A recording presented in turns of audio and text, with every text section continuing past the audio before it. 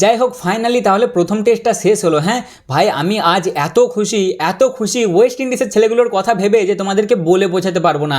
ওই ছেলেগুলো এবার একটু শান্তিতে নিঃশ্বাস নেবে ভাই, একটু শান্তিতে বাড়ি গিয়ে ঘুমাতে পারবে। ও যেন হাত ধুয়ে পড়ে গেছে ওদের পেছনে, কেউ ওদের কথা ভাবছে না রে, না বিসিসিআই ওদের কথা ভাবছে, না আইসিসির লোক ওদের কথা ভাবছে, না ওয়েস্ট ইন্ডিজ ওদের কথা ভাবছে। তাহলে তো আমাদের কি ওদের কথাটা ভাবতে হবে বলো? আর কেউ তো ভাবছে না। তাই আমরাই ভেবেছি ভাই আজকে তাড়াতাড়ি ওদেরকে ছুটি করে দিয়েছি, বাড়ি চলে গেছে ওরা।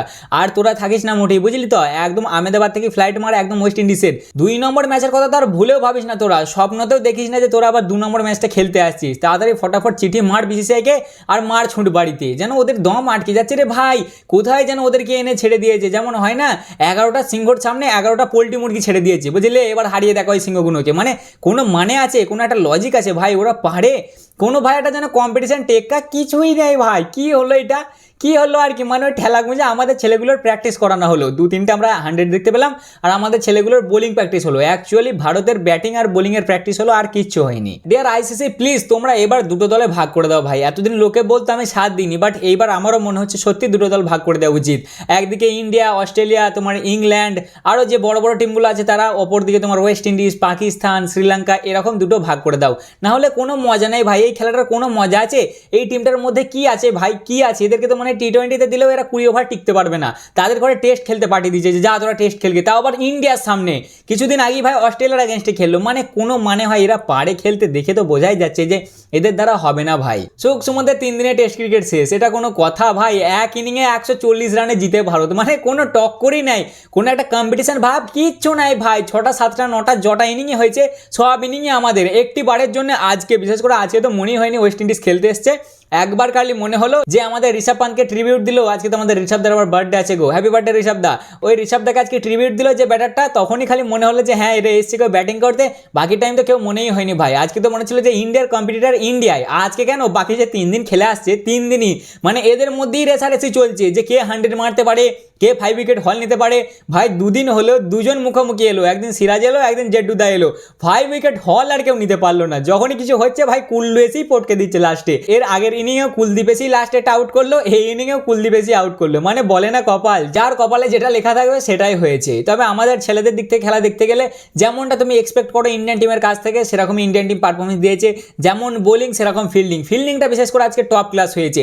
এরা ভাই নড়বড়ে টিমের আগেনস্টে ফিল্ডিংও ভালো করে, ভালো টিমের আগেনস্টে গেলে ফিল্ডিং আমাদের গন্ডগোল হয়। আজকে তুমি ফিল্ডিং দেখো না ভাই, নীতিশ কেমন উড়ে উড়ে ক্যাচ নিচ্ছে, জয়সওয়াল উড়ে উড়ে ক্যাচ নিচ্ছে, জামাইদা ভালো ক্যাচ নিচ্ছে, সাই সুদর্শন ভালো ক্যাচ নিচ্ছে, সবাই ভালো ক্যাচ নিয়েছে। খালি আমাদের ওয়াশিংটন সুন্দর একটু একটা বল গন্ডগোল করে দিয়েছে, ওর একটু মধ্যখানে ফুটবল খেলার ঝোঁক ধরে গিয়েছিল, ওই জন্য একটা 4কে পায়ে করে আটকাতে গিয়েছিল। আমাদের সিরাজদা গরম হয়ে গিয়েছিল, 4 হয়ে গেছে সেই বলটা। তবে বোলিং আমাদের ভাই টপ ক্লাস হয়েছে, ফিল্ডিংও ভালোই হয়েছে।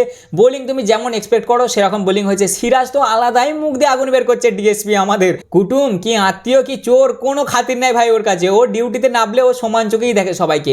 অসাধারণ বোলিং পারফরমেন্স, যেমন কুলদীপের সেরকম আমাদের ওয়াসিও ভালো বল করেছে।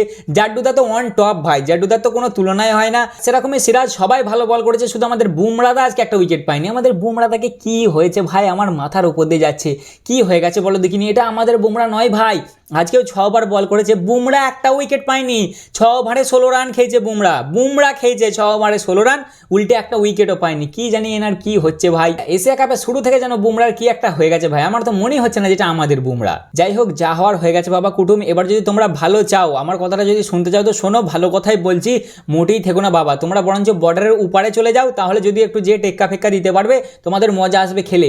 এখানে তোমরা কোনো প্লেসই পাবে না। আমি তো ভেবেছিলাম যে ভাই আমাদের গৌতিদা হয়তো লাস্ট পর্যন্তই ব্যাটিং করাবে, কিন্তু দেখছি না, গৌতিদারও মন গলে গেছে ভাই। মায়া লাগছে তো দেখে, বলো কি মারবে আর কত মারবে এদেরকে।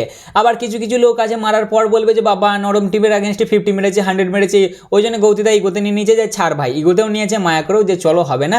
286 রানের লিডে, মানে আমি ভেবেছিলাম যে এর পরেও হয়তো ব্যাটিং করাবে, বাট আর ব্যাটিং করায়নি। যেমন কালকে হয়েছিল সেখান থেকে এসে ছেড়ে দিয়েছে। বাট এদের যেমন পারফরমেন্স দেওয়ার ভাই, লাঞ্চের আগেই আগের দিনের মতন এইবারেও 5টা পড়ে গেল, আর তারপরেই যেমন পেটি প্যাক খাওয়ার হয়ে গেল। কি আর বলবো ভাই, কিছু বলার নাই। কাতেই কোনো মানে আর কি হয় নাকি ম্যাচ বলাই চলে না। কি হলো কি জানি, ছেলে খেলা হলো খালি। যাই হোক, আমাদের ক্যাপ্টেনের প্রথম জিত এটা ভারতের মাটিতে অ্যাজ এ ক্যাপ্টেন, তো কংগ্রাচুলেশন ক্যাপ্টেন। বাকি দেখা হচ্ছে আবার পরের ভিডিওতে। চলো ততক্ষণের জন্য টাটা।